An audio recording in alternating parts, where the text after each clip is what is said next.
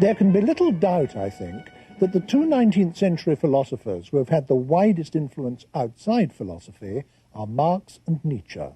In continental Europe especially, the influence of Nietzsche on philosophers since his day has been prodigious. But he's also influenced creative writers, including some of the most eminent in the English language. For instance, Bernard Shaw, W.B. Yeats, and D.H. Lawrence. The quality of his own prose is simply dazzling and is second to nobody's. Friedrich Nietzsche was born in Saxony in 1844. He had an academic career of extraordinary brilliance as a classic scholar and became a full professor in his mid-20s, an almost unheard-of thing. But then he threw over his university career, went into isolation, and became a philosopher. For 16 years he poured out his writings, mostly either short books or books of essays and aphorisms. Some of the best-known titles are The Birth of Tragedy, Human All Too Human, The Gay Science, Beyond Good and Evil, and, most famous of all, Thus Spoke Zarathustra. At first he was deeply influenced by the ideas of Schopenhauer and Wagner, but he rebelled against both and went on to produce some notorious anti-Wagner polemics. Until the last 4 years of his creative life, he made no attempt to build a system of any kind.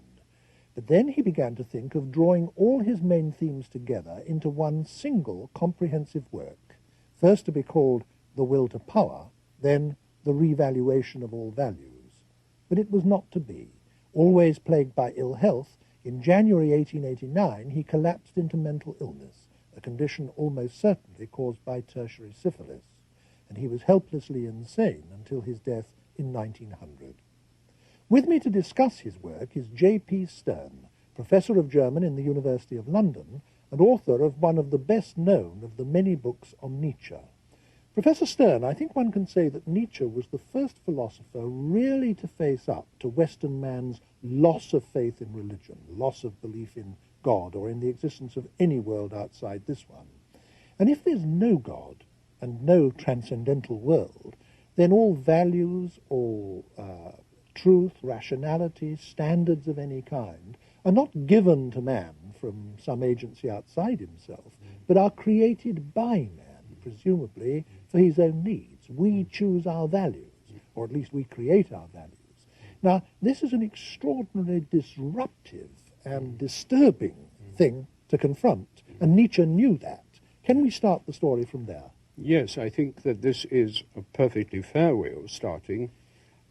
In addition to what you said about his life, I think one might mention that he was a son of the man's, that he himself had, his father was a minister of the Lutheran Church, and therefore his attack on Christianity is not a neutral, not a disinterested, not a pacific thing at all, but is violent, dramatic, melodramatic in many ways. It's an attack on Christianity rather than on Christ. And I think the point that you made, that he envisages 19th century man to have to stand on his own feet without the support of faith or dogma of any kind, is central, is a central kind of starting point to his philosophy. I think we want to see him as somebody who does not simply profess a flat kind of atheism, but who is personally, intimately involved in the denial of divine justice and divine mercy and all that. But this Nietzschean starting point did launch him, didn't it, into a revaluation of all values, yes. to use the title of his book. I mean, yes. One thing he was saying was that, in a way, we are basing our lives on false premises because we adopt attitudes and values and standards which, when we actually examine the premises of them, we reject those premises, That the is old right. traditional That is right. premises. What he believed in, what he tried to show, was that the whole edifice, both of Christian values and of idealism, which he saw derivative from those values, was false, had to be thrown over, and something else to be put in its stead. The question as to what was to be put in its stead is not quite so simple, but that was the basic premise from which he began, and that, I think, makes for the melodrama, the extraordinary melodrama of the person, of the style, of the whole phenomenon of Nietzsche. Now, this revaluation of all values is, of course, a colossal task, and I think it'll make our discussion of it clearer if we divide our consideration of it up a little bit. Yes. There are four main traditions within Western civilization to which Nietzsche addressed himself and which he attacked. The tradition of Christian morality, the tradition of secular morality, the herd values, as he called them, the ordinary morality of the mass of mankind, and some, at least, of the traditions deriving from ancient Greece, particularly from Socrates. Now, let's have a look at each of those four in turn. Can you say a little bit more about his fundamental criticism of Christian values? Well, I think to say, to start with, on the Christian, I think the attack is a very simple one, a very straightforward one. All the positive values of Christianity, turning the other cheek, loving your neighbor as you love yourself, having compassion for those suffering, all these are ruled out of court. Now, not absolutely, because, as we shall see later, I think, I want to make that point very clearly, Nietzsche is constantly making special rules for special people, and he is very much against the notion of generalizing simply rules in the way in which Kant had done in the categorical imperative. So, yes, the first thing, then, is the attack not on Christ, but on Christianity as really furthering the underdog, furthering the person who cannot stand on his own feet and requires compassion, requires pity, illicitly requires sympathy from the outside. But why was he against compassion and against pity? Why did he despise those so much? He's not against them. He does not despise them when they come from the strong person. What he despises is the support of the weak person from outside himself. Whatever that source is, the outside source may be, whether it's another person, his compassion, or rules or regulations, laws, or whatever. And the reason for being against this was what? The reason for being against it was his fundamental appeal is to authenticity, to selfhood, to the élan vital, to the life within the person lived to the full. Yeah. Now, what about his criticism of secular morality? I mean, the great moral philosophers like Kant, or in his own day the utilitarians and so on, that wasn't Christian morality quite, but he was against that too. Yes. Now, why? I think the main reason there is this, that all systems of secular moralities are based on an abstraction from the individual case. They're based on an appeal to a generality. For Nietzsche, the word general is the same as common, and by common he means common in the nasty sense of the word. And therefore, in a sense, all rules and regulations, one might almost go as far as saying all laws, are for him matters for the common herd and no more. And now we're, of course, already on the third point that you made, the point about the common herd. Yeah. He's most emphatically not a democratic philosopher. He's a philosopher of the great and the noble people, the heroic kind of philosophy, and therefore for him the appeal of democratic ideology is very, very low indeed. He thought that the noble man, the great man, the hero, should be a law unto himself and shouldn't be hamstrung by the petty rules and regulations and so on. That's the best phrase you can use, a law unto himself. Yes. It's not the sentence he used, but it's very, very precise what he meant. Now, what about the last of the four traditions that I mentioned, that of ancient Greece? It's worth remembering in this context that he did start adult life as a classic scholar, a professor of classics.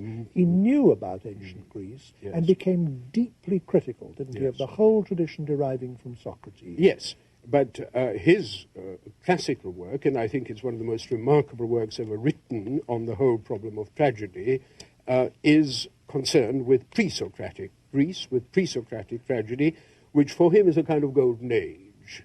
And the whole thing goes flat at the point when Euripides, Aristophanes, and Socrates come on the scene.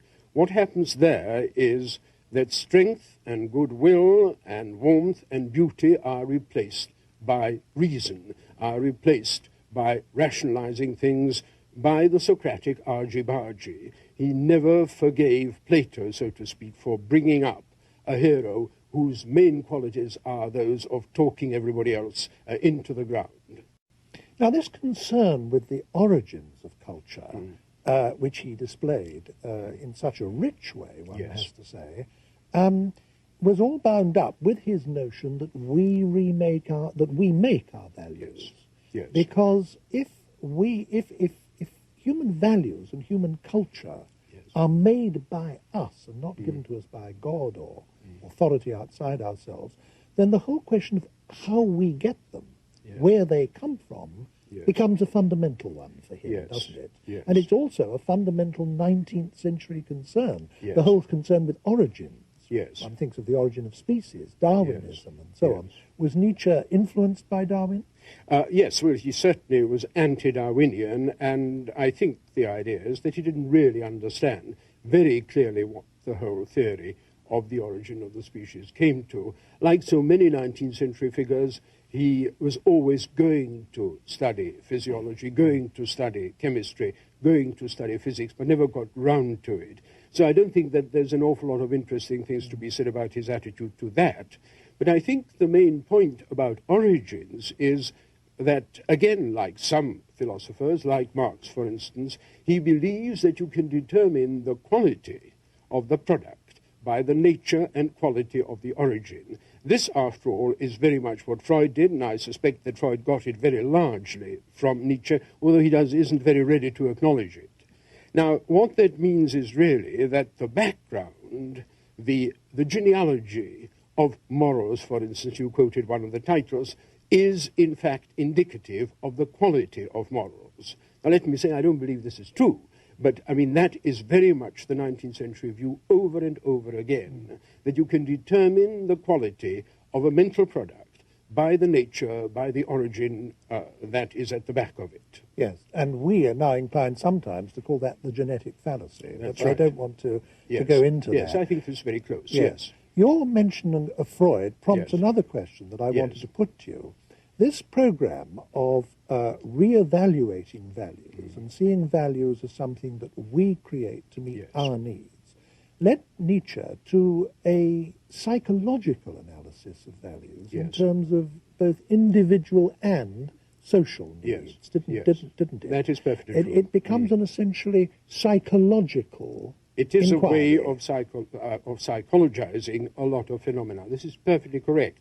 And indeed, I think he was a very remarkable psychologist in many ways, and he does not produce a system either in psychology or in anything else. And in that sense, he's different from Freud. But he's very, very similar, in fact, very much of an antecedent to Freud, because he places a very great deal of emphasis upon the unconscious. There is a myth to the effect that Freud invented the unconscious. Nothing could be further from the truth. The unconscious has been about since the end of the 18th century, and Nietzsche is one of those who used the term and put tremendous emphasis on it. But he does not have a layer theory of the self the way that Freud did. As I say, he is very, very much less systematic. He distrusts systems. He thinks there's something indecent about trying to encapsulate a human being, a human psyche, within a systematic account. Another aspect of that is his notion that different moralities are appropriate for different people. Yes. Which he certainly had, didn't This he? I is mean, certainly- wouldn't it be true to say, well, in fact, you have said it, I Yes. think, that he distrusted rules. He Yes. thought they hamstrung the strong, Absolutely. they limited the Absolutely. creative. Yes, yes. He does believe that individual people are entitled to individual kinds of behavior and to individual bits of knowledge. This is the most astonishing thing, and also I think in many ways very prophetic kind of thing, that he believed that knowledge was not absolute, that the acquisition, the pursuit of knowledge was not to be taken absolutely, but that a given civilization had its own particular entitlement to the kind of knowledge that it could bear. You see, the emphasis is on it could bear it. He did envisage situations where knowledge would destroy the knower. Our knowledge of nuclear fission, Yes, for example, precisely. has become a lethal threat to us. Precisely. And that is something that Nietzsche would very Yes. easily and very well have understood. Yes, and he did in fact say so. I mean, not about nuclear physics, of course, but about knowledge generally. You see, we only have really one other theory of knowledge apart from our own. Our own is that all knowledge is worth pursuing regardless, isn't it? Yes. Well, the other one is the Soviet idea, which goes on and which simply creates a system by which knowledge is socially useful and then pursued and not pursued if it's not socially useful. Nietzsche's view is somewhat similar to this. He does believe that given civilizations can destroy themselves, and the ground on which all this is erected is, in fact, we're coming back now to Socrates, the Socratic yen for knowledge, this endless, this driving force which pushes us on. Up to this point in our discussion, we've talked about Nietzsche's critical enterprise. Yes. This basic view that up to this point in our history, the morals and values and standards of Western man have all been historically based on belief in a god or in gods who gave us these values, gave us these moral standards and so on, and would judge us by our failure to live up to them or success in living up to them and so on. Now, he comes along and he says, we've lost belief in God, we've lost belief in religion. That means we've lost belief in the whole foundation of our value system. And if we're to have a valid value system, we've got to reevaluate it and refound it from the bottom up. And we've talked of some of the various critiques, individual critiques, into which this led him. I now want us to move on from this to the next stage of the discussion. And in a sense, it's the obvious question to ask. What were his positive values? Having, as it were, swept everything away on a colossal scale, what is he now advocating that we put in its place? Well, the answer to that is a very simple and a very complicated one, both at the same time. The simple answer is be yourself at the top of everything that you are, to the hilt. Live your life fully, live it adventurously, and all the other things which later on come under the heading of élan vital, that in the human sphere, I mean, that essentially the be thou thyself is the major premise from which he begins, and also the goal towards which ethics ought to be directed. Now, you may ask, of course, if everybody is himself and himself alone, how is this to be done in a wider sphere? How is this to be done in a political system, and so on? The answers to that question are, I'm afraid, very unsatisfactory as far as he's concerned, as indeed his whole attitude towards social questions never does get very far. Now, I said also that this is very, very complicated precisely for this reason, because it makes living together in some kind of harmony extremely difficult if you add to this the view that laws are, after all, there simply to make things easy for the weak person. You can see there's not very much purchase to be got out of that either. So it is, on the face of it, a simple system, but basically I think there is a great deal of difficulty facing anyone who's going to put this forward. In a sense, I think we can say that some of the fascist politics of the early part of the century is based, to some extent, among the intellectuals at any rate, on this view that you must create your own values. Well, it hasn't got us very far, as you can see. But this notion that you must say, as he put it, say yes to life, affirm life, be untrammeled, to the top of your bent, uninhibited, also led him to the view that, of course, this is going to lead you into conflict with other people, but you must simply sweep them aside. You must sweep away the weak and the unable and all those who, as it were, get in your way. That, of course, is absolutely flat head-on in conflict with Christian morality, isn't it? Yes, it has. But then, you see, you've only mentioned one half of it. The other part of it is you must also conquer all that is comfortable, all that is cowardly, all that is less than adventurous within yourself.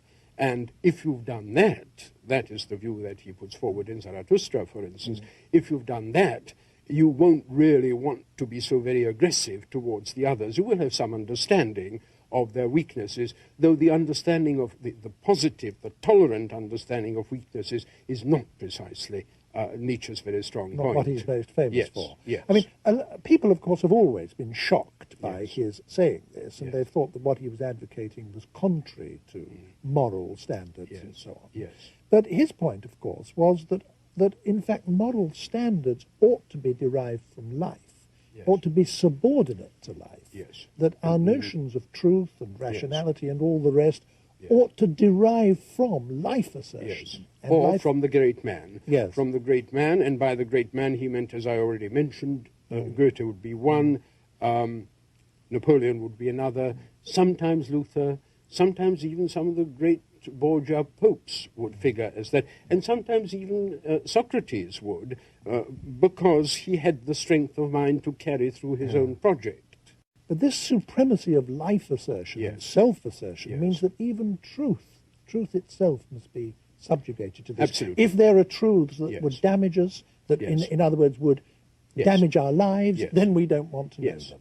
You see, we're back again at the question of the entitlement to truth, or at what he once called the hygiene of knowledge. There ought to be some kind of hygiene that would tell us what kind of knowledge we may face and what kind of knowledge we should reject.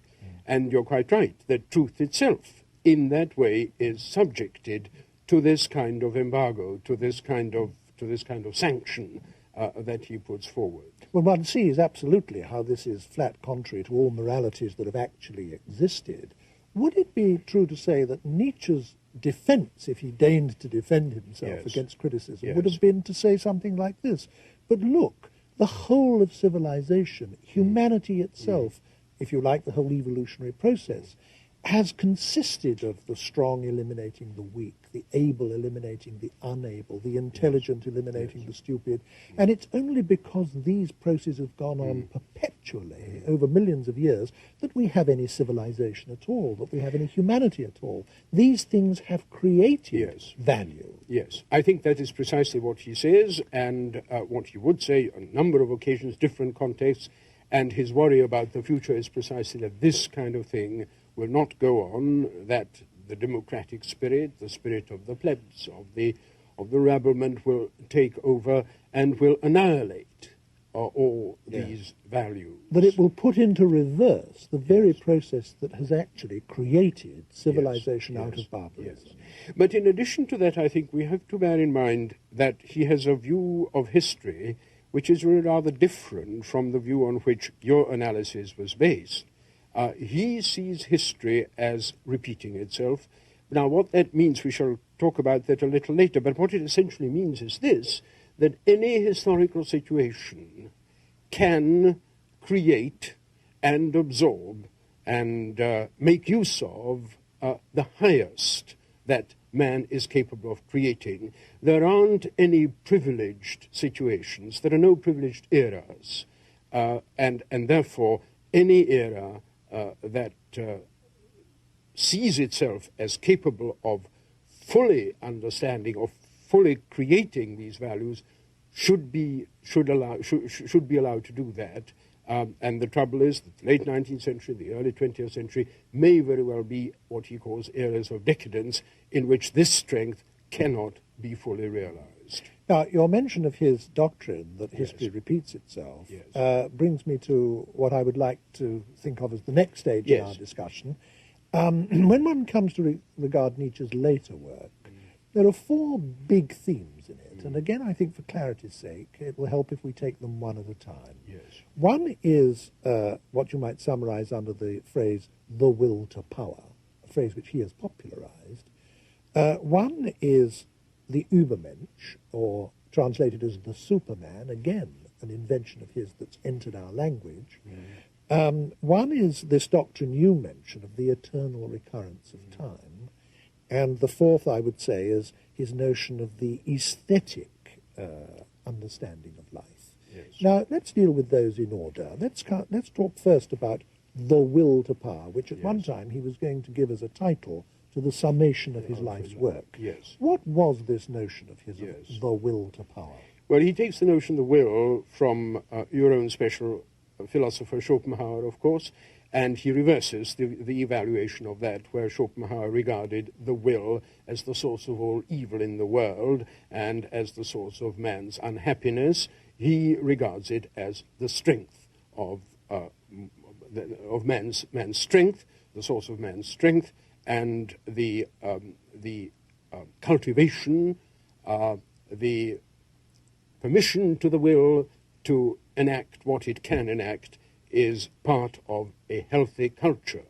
Now, the difficulty there, I think, is that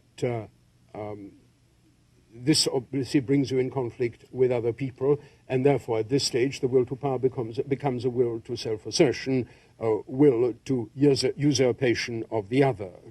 But that's not all there is to the will. I think it's to be emphasized, not overemphasized, as some critics have done, but to be emphasized, that the will to power also turns itself inward, that is to say, it destroys within the self all that is weak, all that is comfortable, all that is simply, part of a man's self-indulgence. A kind of drastic bringing of oneself up to the mark, up to the mark, which one has created oneself, and this is the difficult thing about the mark. The mark oneself, that's right, yes. Well, now let's move on then to the next of the four main themes of his later works, the Superman. Now, everybody knows the word Superman, and it was in fact Nietzsche who invented it. It's been a very much misunderstood concept. People have associated it with the blonde beast of Hitlerian mythology and Nazi caricature. Of course, that's not what he meant at all, was it? I think that is not what he meant at all. I think the Superman is the man, the production, I mean, who can be produced by any civilization. Remember I said that any era is capable of bringing forth the maximum values that men are capable of. Superman is the man who lives all that the will to power will secure for him, lives it to the full, is capable of repeating his own willing ad infinitum. We're already arriving at the doctrine, at that most controversial of all the things, the most bizarre, if you like, of these views, the eternal recurrence. Yes, let's get there quite yet, because I want to unpack this notion of the Superman. Which has played such an enormous role in the thought in the last 100 years, and been so abused and misused by the Nazis, for example. Wouldn't it be truer to say that what Nietzsche was actually trying to get at was the notion of an unrepressed man? In, if you like, the Freudian sense, a man who has re-evaluated his values, who is not living his life according to false values, who is being to the top of his bench in an uninhibited, untrammeled, free spirit way. Isn't that rather? Yes, I think that is so. And but it would be a man who, without, as it were, restricting himself, would naturally, instinctively, not do any of the things that Nietzsche regards as evil. For instance, the one category that he comes out unequivocally in his system is grudgingness, is what he calls ressentiment, is the grudgingness, the grudging admission of warmth, the grudging admission of success, and all these kind of things. Now, the Superman is one who naturally does not feel any of these things. You know the story. It's a generous spirit. It is a generous spirit, yes. And there again you see the whole notion of the Christian generous spirit is not all that far from Nietzsche's purview. Now let us move on to the third of our four main themes, and you've touched on it already, this notion of the eternal recurrence. Now, I would say that, if anything, of all the doctrines of Nietzsche, this is the hardest, not just for people to understand, but even to take seriously. I mean, on the face of it, he appears to be saying that the whole of history moves in epicycles, vast epicycles, so that everything comes round again, and again, and again, forever. So that you and I have actually sat in this studio having this conversation unnumberable times before, and will do so unnumberable times again. Now, is he really saying that? Well, he's really saying that, and he is trying out what might happen if you took that view seriously.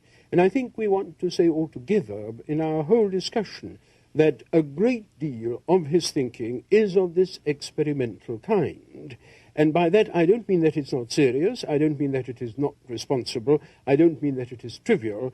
But I do mean that here's somebody who's facing the whole of human thought and is trying to make some sort of shift with almost any area in it, and is trying out again and again different views. There's a saying of his, I think a very tragic saying of his, in a letter where he writes, I feel as though I were a pen, a new pen, a quill presumably, being tried out by some superior power on a bit of paper. It's a very strange thing to be feeling for somebody who's advocating the will to power and the Superman, and yet I think he did genuinely feel that. Now, he does then try out this thought, and it seems to me not so much a theory of being, not so much a theory of the cosmos, it seems to me a moral theory. That is to say, our actions, our willing, our intentions, our thoughts should be of such a superior kind, of such a grand kind, have such generosity and grandness about them, that we should not flinch to and be able to be willing to repeat them over and over again, ad nauseam, ad infinitum. So in other words, you're really only saying yes to life, yes, embracing life, yes, as he always says we should, if you would be willing to with do that kind over of and over again That's what right. you're doing That's now, right. Yes. and only ever yes. this. Yes. I think to go on very much further than that and try to produce geometrical or mathematical equations in order to prove either the possibility or the impossibility of these views, which has been tried, has been done, doesn't seem to me to be terribly sensible. The point. In other words, it's a huge metaphor. Really. It is a huge metaphor, and of course a great deal must be said about Nietzsche's uses of metaphors. Well, say yes. just something about yes. it, because yes. It's very relevant at this yes. point. I think I think we are in the habit of taking things literally in a way in which doesn't make sense as far as a great many of his statements are concerned. You spoke to begin with about his grand style, and I think it is an extraordinarily powerful, effective style. If I ask myself where it derives from, I think it derives from a strange invention, a strange discovery he seems to have made of placing his discourse, his language, somewhere halfway between metaphor and literal meaning. And this is something which very, very few people, certainly very few German writers, have done before him. He stands entirely on his own as far as thinking is concerned. You have mentioned that, and we've seen how he attacks every tradition in the West. Where he does find his precursors is in the style. And Montaigne and Pascal and La Rochefoucauld are his favorite authors, and that whole aphoristic style, I think, derives a tremendous lot from them. And it's not only me saying it, it's himself saying yes. it. And this style, which is pitched halfway between metaphor and literal statement, is something quite extraordinary, and I think unless we understand it for what it is, we are going to misread him. I have a quotation which I think gives an example of what I have in mind. When he talked about the terrible deprivation that he felt 19th century people experienced through what he called luridly the death of God, he wrote as follows. He says, rather than cope with the unbearable loneliness of their condition, men will continue to seek their shattered God, and for his sake they will love the very serpents that dwell among his ruins. Now you see this mixture of, on the one hand, conceptual thinking, I mean loneliness and condition, are abstract terms belonging to conceptual thought. On the other hand, you've got the serpents glistening somewhere through the ruins of the shattered God. Well, that, and the refusal, I think, to go beyond that, in other words, to write out the theory behind the metaphors, I think essentially constitutes what he's about. And it does give us, the readers, a problem. This fusion of poetry and metaphor on the one hand with concepts, hard concepts on the other, gives us a problem about how to take him. And that's really implicit in what you've just been saying. This leads to the fourth of the four themes of the later philosophy. We've talked now briefly about the will to power, about the Superman, and about his doctrine of the eternal recurrence of time. what you've just been saying about his use of metaphor leads us to the fourth of the four main themes in the later work, which is his notion that life is to be understood aesthetically. Yes. And I suppose the point here is that if there's nothing outside this world, no God, no transcendent realm or anything, then any meaning or justification that life has must be meaning derived from inside itself. Yes. So that, like a work of art, I mean, the only meaning a work of art has is what it, so to speak, gives itself. I mean, it doesn't derive its meaning from outside. Is that... well, that certainly is a very fair way of coming close to what he's after. In the very first of his books, The Birth of Tragedy, he uses this phrase 3 times. It's only as an aesthetic phenomenon that the being of man and the world are eternally justified. It's a very complicated sentence, and I don't think I want to go into all the details of it, but what he's saying essentially is this. The greatness of the early Greeks, of the pre-Socratics, lay in their tragedy. Their tragedy was a way of facing the worst aspects of human life, that is, its transitoriness, its impermanence, its corruptness, its dependence upon forces greater than yourself, and to make of these a major tale, a story, a wonderful tragedy. And this he applies in the largest, in the most cosmic possible sense. And he's asking, as indeed I think Shakespeare did occasionally, he's asking, is the whole world really to be taken seriously? Or is it not a great game, a great play, some kind of drama played out by we do not know who? And if there is to be a justification, mind you, justification is the phrase he uses, which is a very dicey word to use in this context, because, of course, it's a judicial phrase, isn't it? Yeah. But if there is a justification for man being here and being what he is, maybe it is simply as part of this huge cosmic drama. And a great deal of his thought, and I think of some of his most interesting and greatest thought, goes precisely into rehearsing and trying to make sense of this aesthetic justification of man. Now, you're talking about the way metaphor and aesthetic considerations are fused into the very substance of the thought itself. And you spoke very interestingly a moment or two ago about his actual style and the tradition to which it related. It, in its turn, has had immense influence, hasn't it? I instance some of the great creative writers that he has influenced in my introduction to this program. Now, your particular field of expertise, if I may say so, is known to be comparative literature. It would be extremely interesting, I think, to end this discussion with just a word or two from you about the way Nietzsche and his writing and his philosophy have influenced creative writers since him. Well, simply to take the 3 names that you yourself mentioned, W.B. Yeats is the first one. Yeats read Nietzsche for the first time in a very brief little excerpts, translated by a man called John Common, of all things. It seems to me a most inappropriate name for a translator of Nietzsche. And from 1902 onwards, when he read him, I think there is a very clear change in the general tenor and in the attitude of Yeats's poetry, and that slightly sultry, slightly sentimental, Yellow Roses kind of poetry of fin de siècle Yeats changes very much. And the great poetry, which is the poetry, as Yeats himself calls it, the poetry of blood and mire, I think is very strongly influenced by his reading of Nietzsche, by his attempts to grasp some of the problems that we discussed earlier on. With Shaw, the influence is a very, very different one. It is very much in the biological sphere. It is in the sphere of that élan vital which I mentioned. It is in the sphere of the ruthless life, the life that justifies itself. With D.H. Lawrence, I think, again, it is the question of authenticity. Now, the authenticity, as Lawrence conceives, it's a very different kind of authenticity from the one that Nietzsche had in mind. In other words, it's social and sexual, and of course both of these are really rather minor factors in Nietzsche, but it is certainly from Nietzsche, through his wife, Frida Lawrence, that he acquired some knowledge of Nietzsche and that he was deeply influenced by it. And a very late and I think rather dreadful Christ story of Lawrence's seems to me to derive straight out of Nietzsche's psychologizing of the Christ figure.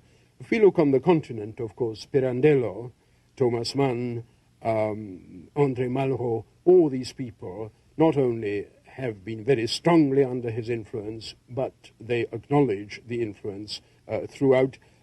Strindberg had a long correspondence through a common friend with Nietzsche, and so on. I think that there are immensely powerful influences, but we have to bear in mind that the aphoristic style, the tremendous attractiveness of the metaphors, the brevity of the message, and literary persons don't like to read heavy books, they like to read aphorisms, all these play very much into Nietzsche's hand. One last question, Professor Stern. I don't think we can finish our discussion without touching on it. If you say the name Nietzsche to most educated people in the West nowadays, what they immediately think of is the Nazis. And the Nazis seem to have appropriated Nietzsche as their philosopher in the same sort of way as they appropriated Wagner as their composer. And that's had the effect ever since of contaminating the reputation of those two geniuses in the minds of large numbers of people. Now, is it fair or is it unfair to associate Nietzsche with fascism? I think he must be associated with it to some extent, and fascism rather than National Socialism. It was Mussolini who read him extensively, who received a copy of the collected works from the Führer on the Brenner in 1938 as a present. Hitler himself, I think, probably knew phrases, certainly knew phrases like the will to power, but hadn't read anything of his. I think in some ways this is a justifiable charge, and I would put it this way, that to the extent that these parties depended upon their intellectuals, and to the extent that the intellectuals depended upon some sort of more or less ill-assorted ideology, Nietzsche was part of it.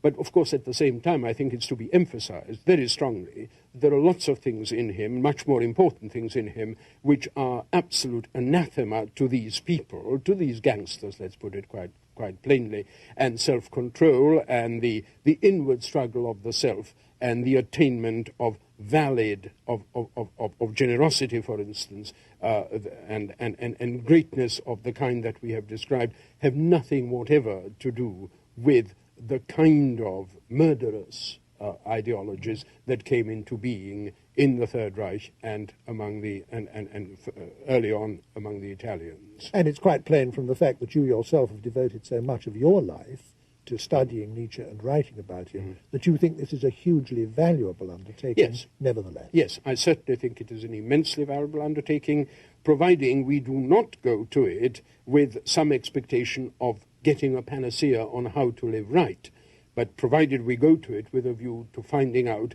what human beings can do, what the human possibility is, what the being of man is capable of understanding and creating from within itself. Thank you very much, Professor Stern. Thank you. I enjoyed myself very much.